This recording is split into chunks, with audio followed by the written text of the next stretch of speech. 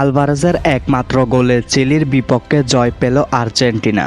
এই জয় স্বস্তির, এই জয় আমাদের তরুণদের।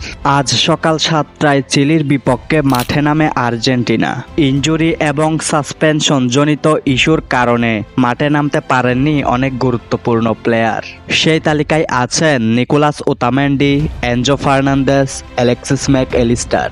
শক্তিশালী চিলির বিপক্ষে তরুণদের নিয়ে এই জয় আমাদের স্বস্তির।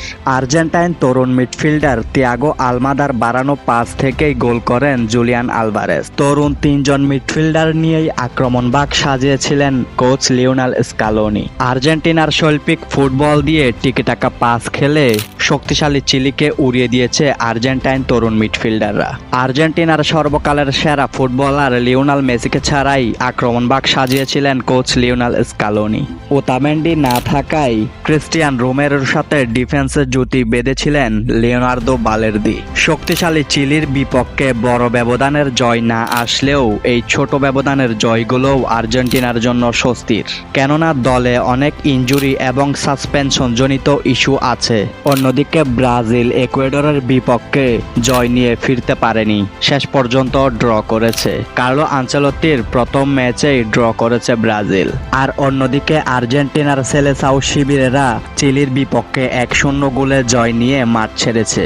এই ছোট্ট ব্যবধানের জয় দেখে অনেকেই হতাশ হচ্ছেন। হতাশ হওয়ার কোনো কারণ নেই। আর্জেন্টিনা অলরেডি 2026 বিশ্বকাপে কোয়ালিফাই করে ফেলেছে এবং এই চিলির বিপক্ষে ম্যাচ দিয়েই আর্জেন্টিনা দলে অভিষেক হয়ে গেল আর্জেন্টিনার নতুন তারকার। ফ্রাঙ্কো মাস্তান্দুনোকে লিওনেল স্কালোনি মাত্র 6 মিনিট টাইম দিয়েছিলেন। সামনের ম্যাচে আমরা আশা করব তিনি আরও বেশি গেম টাইম পাবেন। সো ভিউয়ার্স, আপনারা আর্জেন্টিনার শৈল্পিক ফুটবল কেমন উপভোগ করলেন? এবং আপনি যদি একজন সত্যিকারের আর্জেন্টাইন ফ্যান হয়ে থাকেন অবশ্যই সাবস্ক্রাইব করে যাবেন।